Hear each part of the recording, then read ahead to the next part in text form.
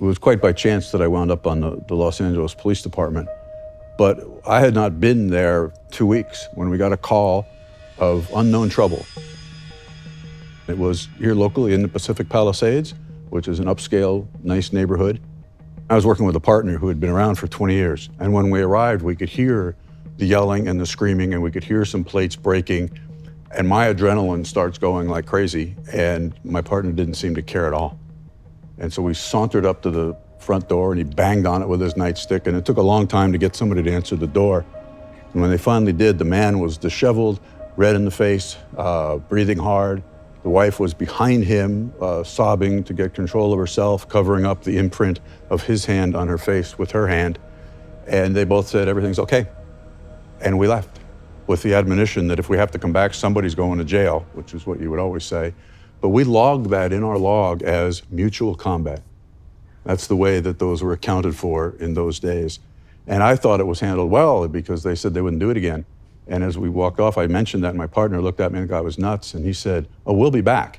He says, I just hope it's not tonight, because he had some other plans. And of course, it was that night, within the hour. This time when we got back, there was no noise. And this time I felt good because there was no noise, and he was out of the car like a rocket. I didn't know he could move that fast. And he get to the front door, didn't knock on it, kicked the front door in. And I'm right behind him, and I have no idea what's going on. We get into the living room, nothing, into the kitchen, and as soon as we went into the kitchen, we knew she was dead. The way we knew is that he was sitting on her chest with a barbecue fork embedded over the bridge of her nose into her eyes and was working it to kill her. That was gruesome, obviously, but all the way to the station, he was blaming her. I figured out, estimate that I've been involved in the investigation of over 500 deaths. And that one I've not been able to forget.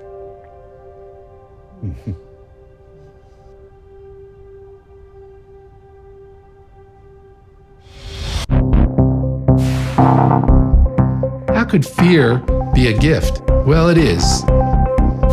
These feelings are gifts. They're not things we should ignore. The gift of fear was a bachelor's degree, a master's degree, and a PhD all rolled into one.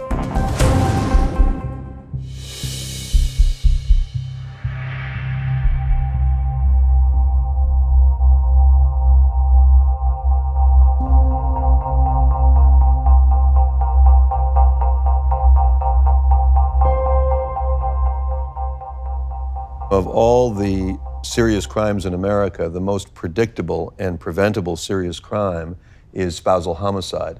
And the reason it's highly predictable is that the features associated with escalating to homicide have been studied so much, and by the time you have thousands of examples of something, you can begin to identify correlations and indicators that are consistent over many cases. There's been an interesting study that said after a certain number of police visits for domestic violence or domestic disputes, the likelihood of homicide escalates profoundly.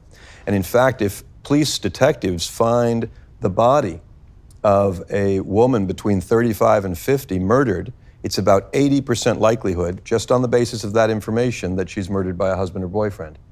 And so your suspect search begins quite close to home in these cases. Now, preventable. Why is it preventable? Because other people are aware of it. The people at work are aware of what a woman is going through. Neighbors are aware of what is going through. Police officers are aware of it. The police department itself is aware of it. And so highly predictable, highly preventable. And yet we have no shortage of domestic violence homicides because a woman is killed in America every 6 hours by a husband or boyfriend. In fact, if you took a 747 full of passengers and you crashed it into a mountain and killed everybody on board, and if you did that every 2 months all year, you still wouldn't equal the number of women killed by husbands and boyfriends every year. It's basically an ignored issue in terms of the culture at large. It does not get the kind of attention that it requires given the number of homicides that are involved. Many, many more women killed by husbands or boyfriends than died at 9/11, for example, and that continues all the time.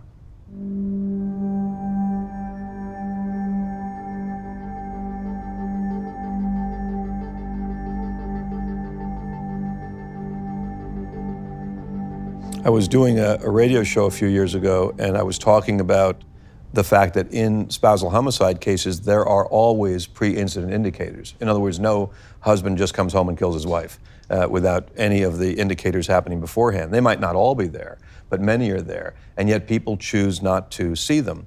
And it was a radio show where people could call in and ask questions. And a woman called in and she said, "You're wrong. There's no way you can tell when a man will turn out to be violent. It just happens out of nowhere." And then she went on to describe how her ex-husband, who was an avid collector of weapons, became possessive immediately after their marriage and made her account for all of her time and didn't allow her to have a car and frequently displayed jealousy. And I asked myself, could these things have been warning signs? And then she said his first wife died as the result of beatings he gave her. And I thought, could that be a warning sign? But people don't see the signs often. There's a story, and it has to do with a woman that in Gift of Fear I call Lisa, and a particular police sergeant that she encountered. This police sergeant had looked across the counter into plenty of bruised faces before that night. Fill out this form as completely as you can. Lisa thought her situation was unique and special, and she was certain that the department would act on it right away, particularly when she explained that her husband had held a gun to her head. An hour earlier, after climbing out of the window and running down several darkened streets, she had looked around and realized she was lost. But in a more important way, she was found. She found the woman who she hadn't seen in 15 years, just by being free, even for a few minutes, by being out of that environment. She thought back to who she was before he slapped her, before he escalated to choking her, and before the incident with the gun. And her kids had seen that one, and now she would be stronger for them, she felt. What do you want to do? The police would talk some sense into him, she thought. And the kids would see her husband apologize, that's what she wanted, and she proudly told this police sergeant, "I'm not going back to him unless he promises never to hit me again." The sergeant looked at this young woman, the woman planning to go back to her abuser, and back to the man with the gun that he claimed he bought for self-defense, but really used for defense of the self. That's what a lot of spousal homicide is, him defending and protecting the self that he's built as this husband and as this controlling person and as this owner of another human being. And then the sergeant said the words to her that changed her life. You see that stack of papers over there? You're going to fill out that form, and I'm going to put that form on the top of that pile. And you're going to go home, and the next time I have to look for that form, it's because you've been murdered. She went back 5 years later and found him and thanked him for saying that. That made a huge difference in her life, in the here and now, if we listen to it. Intuition knows all the information you need. My intuition saved my life. We were camping on a beach in Mexico, and my ex-husband wanted me to go into the surf with him. I don't swim very well. He kept pulling me further out, and I suddenly realized he's going to kill me. And I could tell by the look on his face, who knows how many indicators I picked up. And he started pushing down on my shoulders, and I knew I was going to die. But I started struggling and screaming, even though I'd seen no one on the beach. And out of nowhere, some people came running because I was screaming so loud. And then he pretended like he was saving me and pulled me to shore. And it was because I screamed and tried to resist. Good. Glad you're here. I am too. Yeah.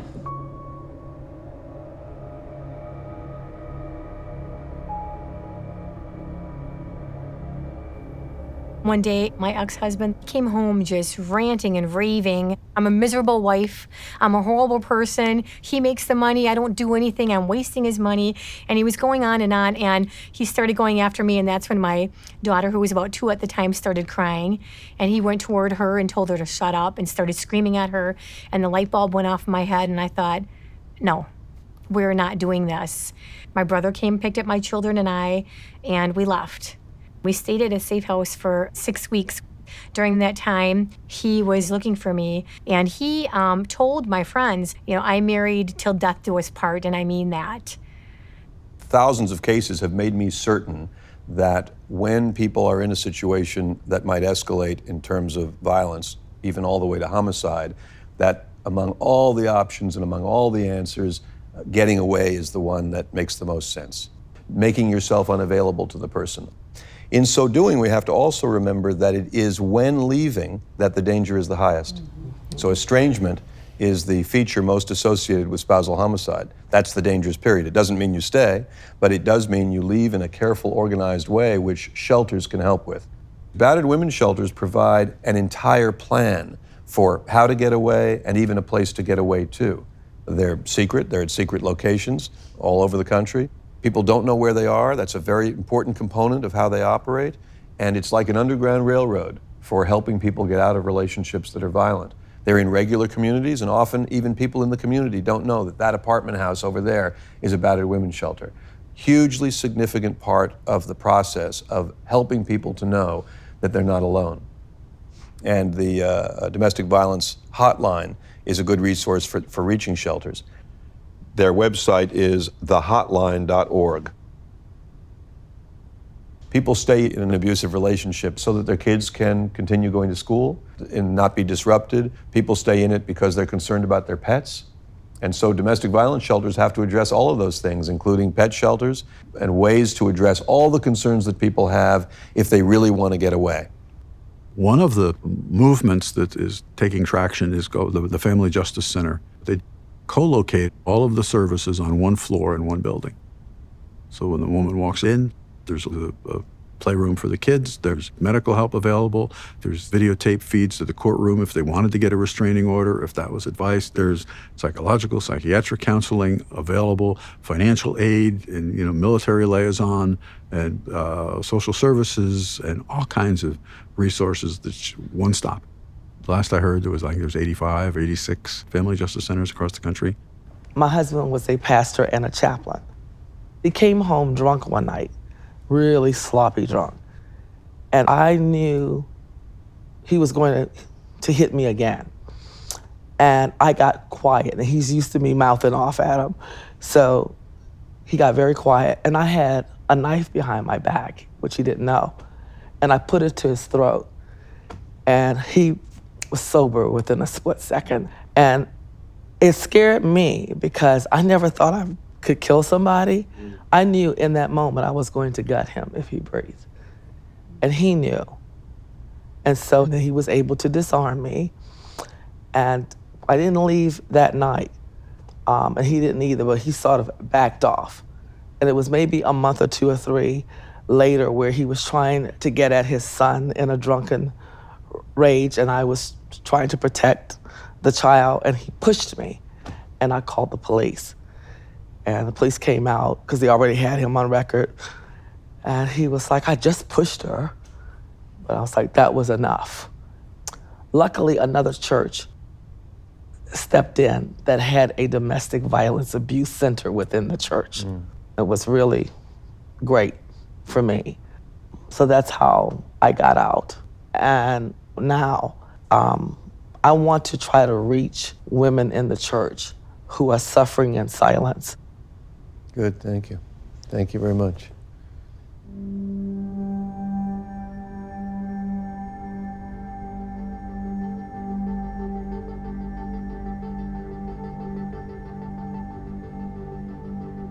In America, there are tens of thousands of suicide prevention centers, and there isn't one homicide prevention center.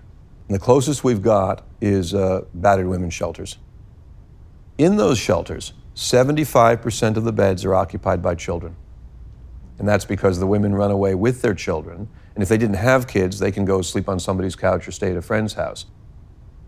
Go ahead. I actually lived in a battered women's shelter when I was young with my mom and my sister.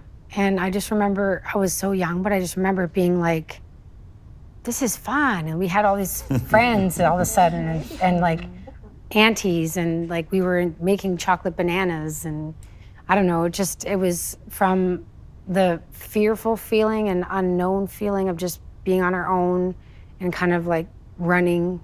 Probably felt safe. Yeah. I'm really glad you shared that, because when I go to shelters, the kids are having fun. And some of the nicer shelters have play areas for kids. And I had fun all through my childhood at times when there was relief. When there was relief from the more dramatic or the more violent times. I think it's a very important thing for women to know that the shelter is not going to be a hellish experience for their kids. This reminds me of when one of my 3-year-olds, after we lived in California and we were living in a house at the time, still with the abuser, one of the little kids got pneumonia. He was 3 years old, and because we had Medi-Cal, he went to the hospital. He did not want to come home from the hospital. They fed him popsicles. He got to watch cartoons. The nurses were nice to him. They fed him 3 meals a day. That little kid wanted to stay in the hospital, and I didn't blame him. Yeah, better than home. I have a dear friend that I met when I was like 22. She was vibrant. We were in California, San Diego. She was popular. She went back to Ohio and married the man of her dreams.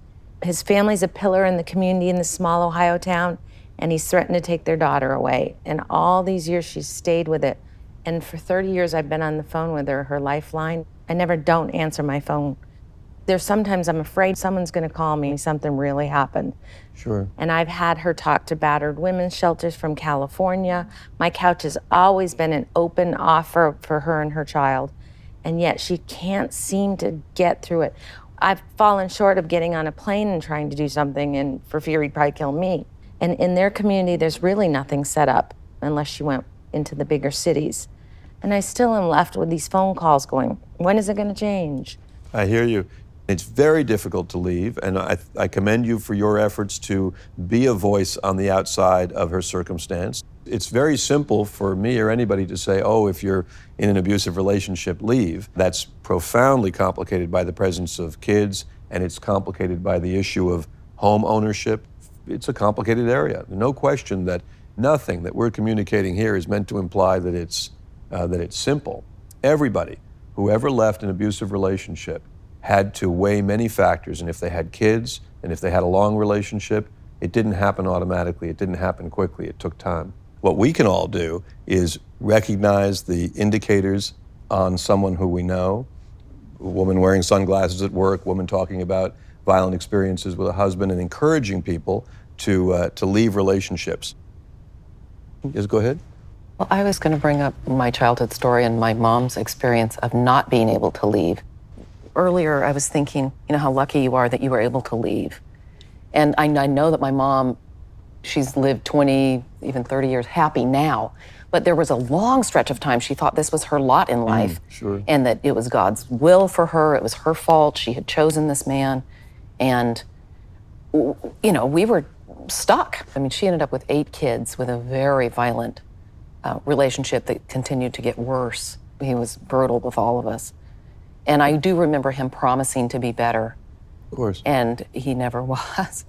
She felt stuck, and we felt stuck. Well, this was in the 60s and 70s, and there were no women's shelters. Thank goodness for women's shelters. I would escape with the kids, and it's not that easy to escape with 6, 7, 8 kids, but I would escape. And then what resources did I have? I had no financial resources. I had nowhere to turn. I tried once turning to my family, and I realized it brought so much hell into their arena that it wasn't fair, so I went back to him. And there was also the factor of kind of feeling like, well, maybe he's telling me the truth this time, maybe it will be better, and that was insane on my part. But there was something about where will I go, what will I do? I've got 8 kids to take care of. How will I provide for them? Where will I turn? In those days, if I went to law enforcement, maybe they would take the children away. I didn't want to lose my children. And so the children to this day, especially the 3 older ones, and Cindy's kid number 3, were and still bewildered. Why would she? We knew better. She should leave. Why didn't she leave? Well, I tried. I had this conviction that no matter where I went or what I did, he'd track me down. And then he would, and I'd say, see, I was right, and I'd fold and go back to him. He would threaten to kill us, to kill her, to kill her parents, and he was pretty scary. I hear you. You know, I don't feel that bad choices ought to be responded to with violence, but I do think it's very important to recognize all of these decisions as choices. Because if we don't, if we say a woman cannot get out of the relationship because of battered women's syndrome and that she has no choice, then we're also saying that she can't make the choice to leave. So how did you get out? I finally came to California, a good place to come. I actually get a job because he didn't want to support us, and he thought I should get a job. And I went into an admitting office in a hospital, and found friends, women who could see, like you said. I'd come in with sunglasses on or extra makeup or a broken leg, and they began to say, she didn't fall down the stairs, she didn't run into a door, she is in trouble. And they rallied around me. I found counseling. I got a pro bono lawyer that helped me get a divorce. I had a network. So it is important to reach out and be there for a friend and be a strong voice that says you can and I'm here, come sleep on my couch or whatever, or go to the battered women's shelter. It's huge, bigger than you might think.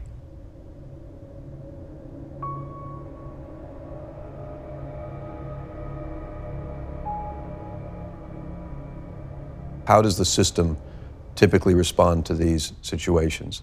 The most common prescription that's given to women by police officers and lawyers and news people through news broadcasts and counselors is to get a restraining order. And restraining orders are a growth industry in America. I often think we should list them on the New York Stock Exchange, but I think we should stop telling women that that is the only option and the option to universally apply. Because the reality is that restraining orders are right for some cases and very, very wrong for some others. And the challenge we have is to figure out which cases they are a good match for and which cases they actually make worse. It's a little bit like aspirin. Aspirin is hugely valuable to millions of people, but for some people it's lethal.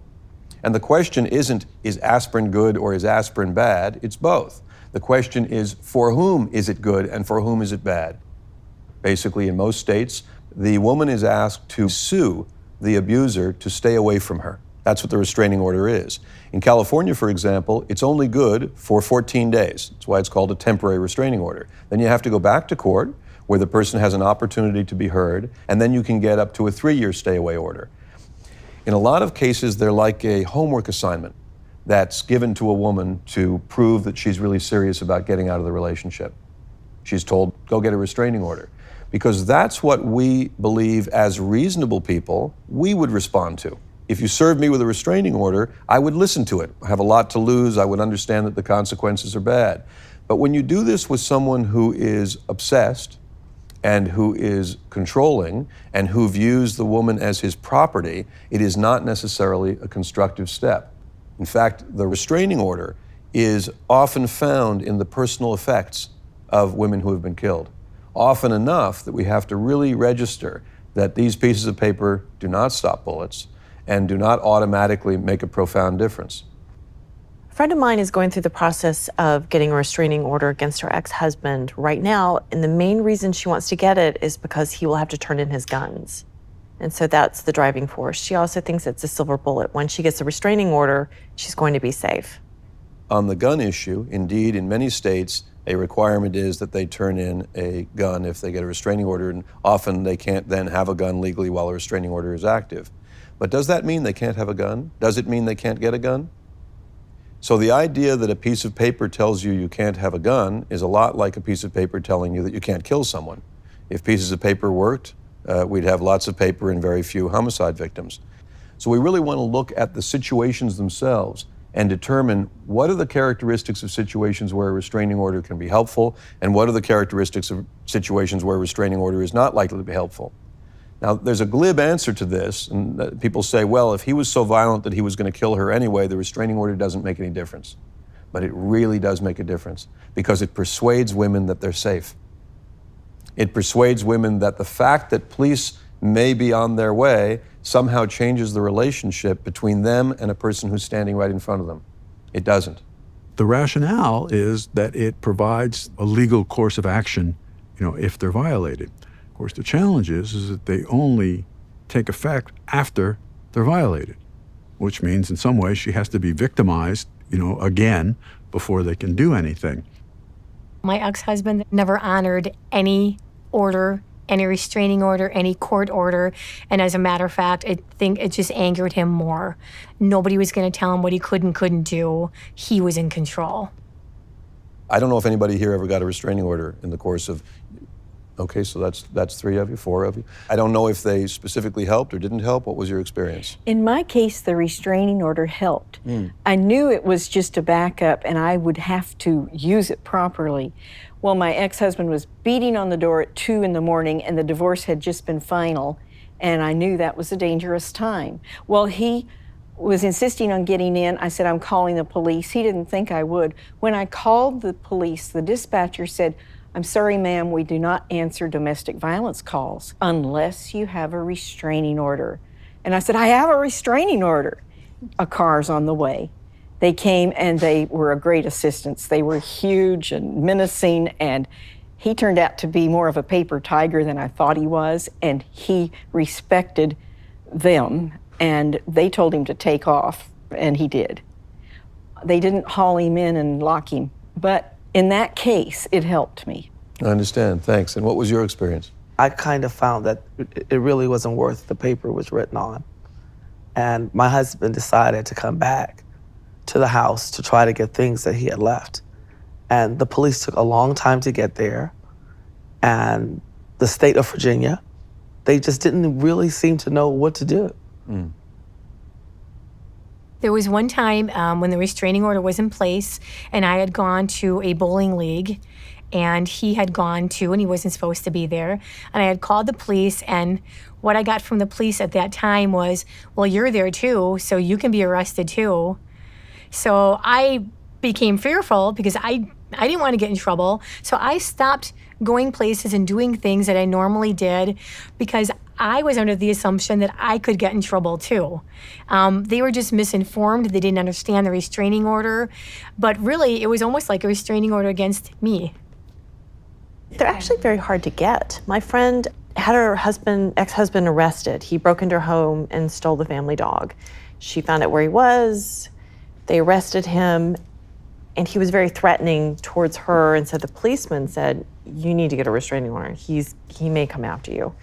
So she got an immediate, I think, a 2-week restraining order, but then she had to go back to court, and she asked for, I think, a 5-year restraining order.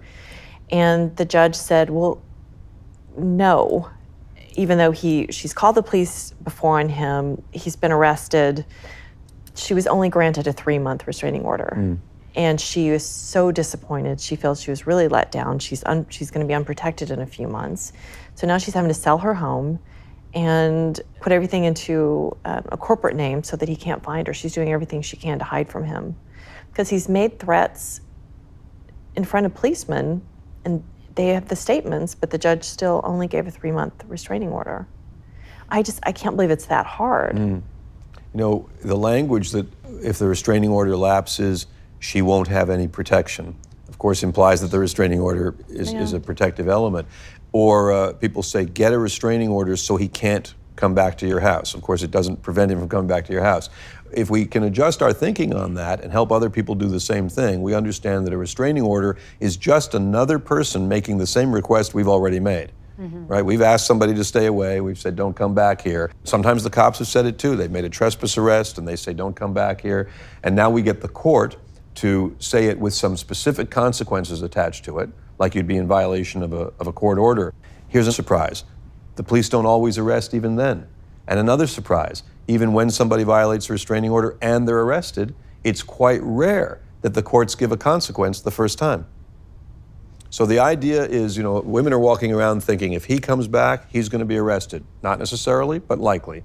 If he gets arrested, he's going to go to jail. Not likely the first time. And sometimes not even likely the second time. So we have to realize in all of this that, as Wordsworth said, in ourselves our safety must be sought. By our own right hand it must be wrought. We have to do it. We all want to be certain that restraining orders are used in cases where one of two things exists. Either we believe it's going to make things better and make the person stop their conduct, or we believe they're going to violate it and thus give us the tool of an arrest. It's one of those two.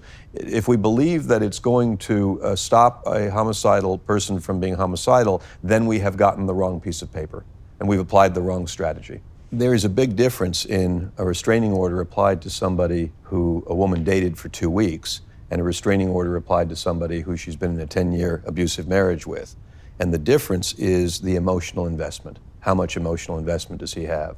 And so for one man, you might be asking him through a court order to go back to life the way it was a month ago.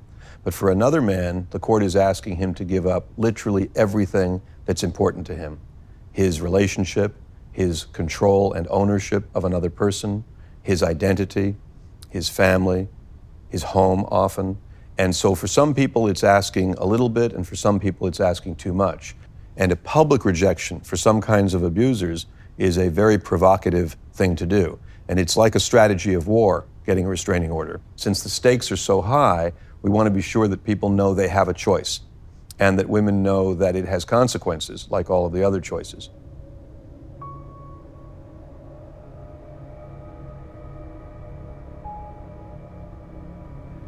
On the day that the divorce was final, January 31st, 2001, I looked across at him when the judge said this marriage is dissolved. He was crying. And when I walked out of the courtroom, he looked at me and he said, "You're gonna regret this. Whether it's next week, next month, or years from now, you will regret this." And I remember just saying, "The only thing I regret is marrying you," and I walked away.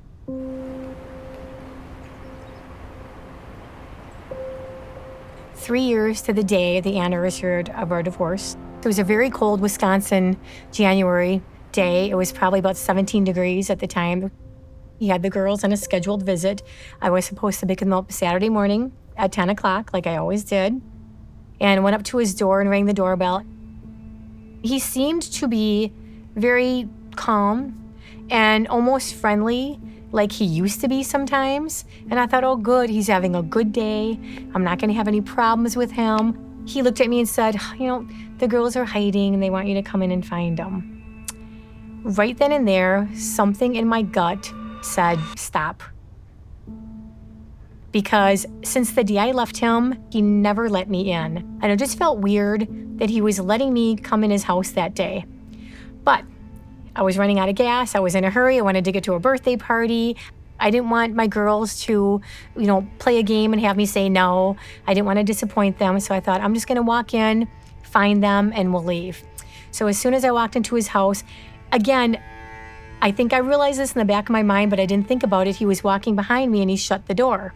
And the next thing I know, I was hit on the back of the head with something and I was out.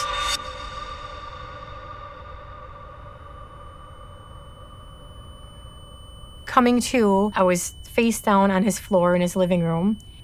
And I just remember seeing that he was holding the wooden black Louisville Slugger baseball bat. Then I realized what was going down. And I remember thinking to myself, he's really gonna do something this time.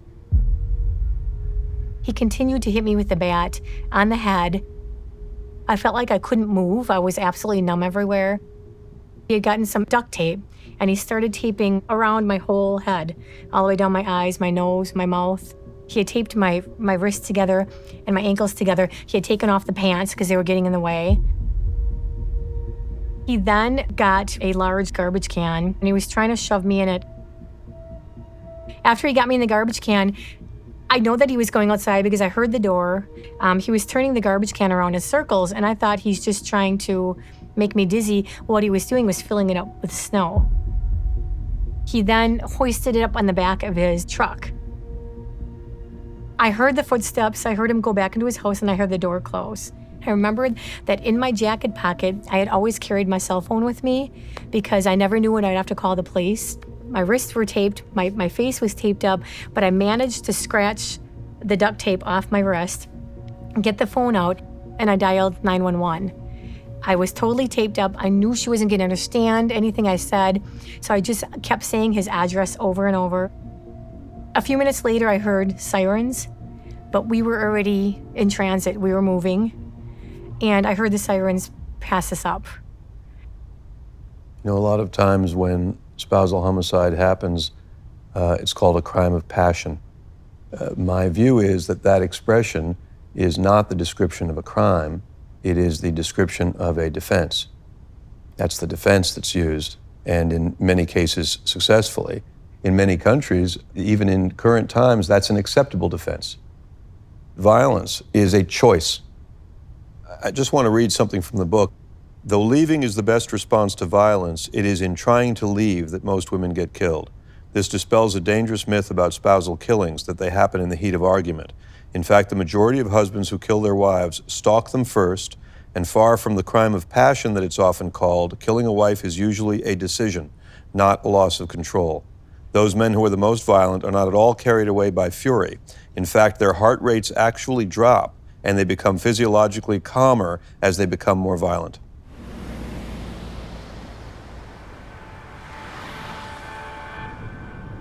I thought it was 5 minutes later, but looking at the records, it was an hour later because I blacked out.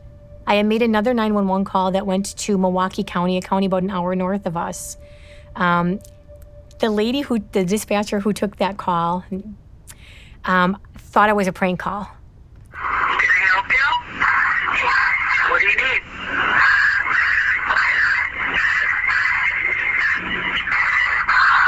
Hello? Do you want to talk to me or you just want to deep breathe?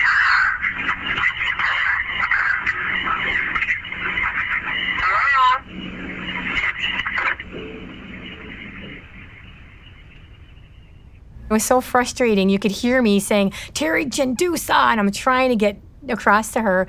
That's the last call I made. He had stopped to get lunch. Someone had called my phone and it rang, and he had heard my phone and took it. And there was another time when he stopped because he didn't have the top on the garbage can, and I was in the back with the tarp over, and I thought if I could get my hand free from the tape, which I did, and stick it out of the back of the truck, somebody will see and stop him. So I was doing that, and he stopped the truck and said, "One more stunt like that, I'll get out my .38. Well, I knew that he had guns. He was supposed to give them up for the restraining order. He never did. So I basically didn't do anything for the rest of the trip because I was afraid. At least now I know I'm still alive and I have a chance. I don't want to do anything to harm that chance. He eventually stopped, and I felt him lift up the garbage pail that I was on, put the lid on. He duct taped the lid of the garbage can shut. And then, I heard a bunch of rustling around, and then I heard a door close, and I didn't hear anything for a while. I knew that this was it. I knew that I was someplace that nobody could hear me. Nobody would find me. I didn't have my phone on me anymore. I was freezing. I was beaten in the head. I was going in and out of consciousness, and all I was doing was just trying to not go to sleep and trying to get out. And I was praying. And I want to give a few examples where restraining orders were part of what ultimately became a homicide. Shirley Lowry was killed while waiting outside the courtroom to get her temporary restraining order. She was stabbed 19 times by her husband. Tammy Marie Davis's husband beat and terrorized her and their 20-month-old child and sent them both to the hospital. And right after that, he was served with a restraining order, and he shot and killed her. She was 19 years old. Donna Montgomery's husband held a gun to her head and stalked her, so she got a restraining order, and he came to the bank where she worked and killed her 2 days later. Teresa Bender obtained a restraining order that her husband quickly violated, and even though he was arrested, she remained so committed to her safety that she arranged for 2 male co-workers to walk her to and from work every day. And her husband was equally committed because he killed all 3 of them in the parking lot and then turned the gun on himself. Maria Navarro was a woman who called 911 and reported that her husband had just threatened to kill her and was on the way to the house. And despite the fact that he'd been arrested more than once for battery, police declined to dispatch officers to her home because the restraining order had expired. And Maria and 3 others were dead within 15 minutes, murdered by the man who kept his promise to kill. Hilda Rivera's husband had violated 2 restraining orders, had 6 arrest warrants when he killed her in the presence of her 7-year-old son. Betsy Murray's husband violated his temporary restraining order 13 times, and he told her marriage is for life and the only way out is death. And when nothing else worked, she went into hiding. And even after police assured her that her husband had fled the country to avoid being arrested again, she still kept her address a secret.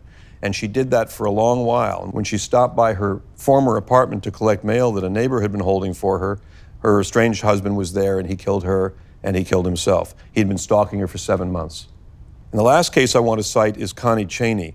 She had already obtained 4 protective orders when her husband raped her at gunpoint and attempted to kill her. And she went to the police, and the solution that they recommended was get another restraining order. And before gunning her down, her husband wrote this in his diary: "I couldn't live with myself knowing that she won or that she got me. No, this is war." And those 3 words really speak it all. I didn't realize the time that went past, but it was about 21 hours that I was in the garbage can in the unheated storage locker in snow, barely clothed. The temperature that night was 0. But I was really, really fighting because I had 2 young daughters and I could not die. I could not leave them with him. I couldn't do it. So I just kept, as much as I can, beating and punching and trying to get out. What happened was the first 911 call I made prompted the Racine County Sheriff to go to his home. When they went to his home, nobody was there anymore, but they thought somebody was in the house who couldn't breathe, so they had the right to break the door down and go in. They saw blood on the floor. They saw signs of a struggle. They knew something was going on.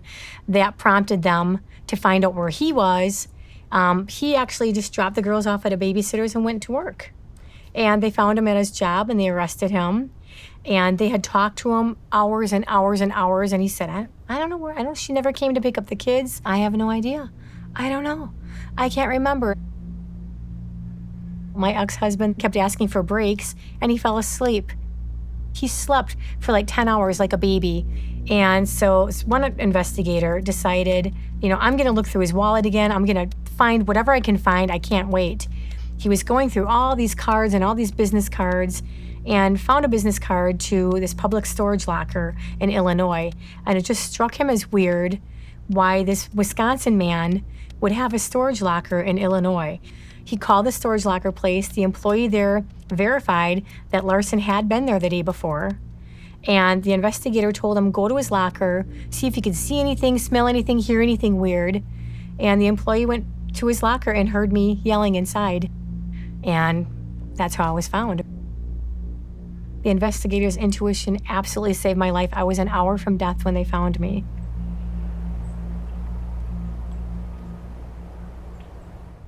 We've talked here about dark things and difficult things, but it's important to remember that the number one thing that a person can do if they genuinely believe that someone might kill them, it is make themselves unavailable to their potential attacker.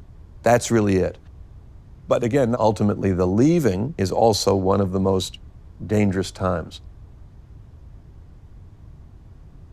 When Gavin talked about how men who kill their wives, a lot of times the catalyst is when the woman tries to leave. I sort of looked back on my relationships with my family and how my dad was very controlling, but he was so charming and he was very popular and he was very handsome. On the outside, they were a loving, beautiful family, yet we were confined to this house where when my dad was drinking, you just stayed clear. My mother was scared to death, but nobody knew that, there was this dark side to it. Well, my mom didn't get out. My dad was an alcoholic and very abusive to her, but not to me. And so we finally decided we were going to get out. And I was in school and we were waiting for that semester to end. And so we'd saved our money, we knew we were going.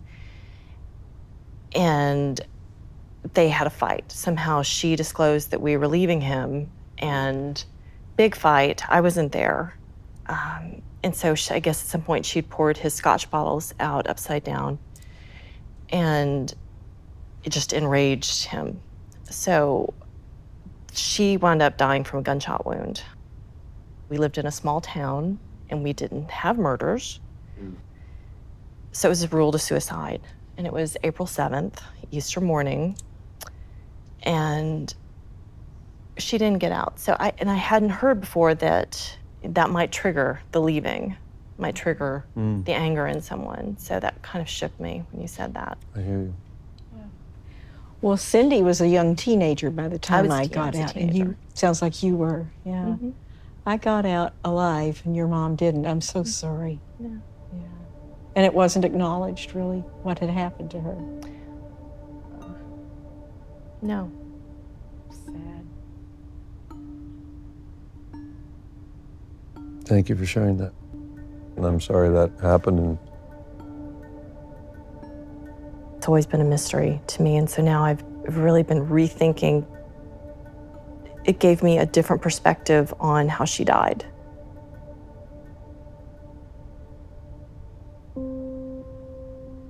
I was 2 months in the hospital. There was still a point in time where they weren't sure if I was going to survive or not.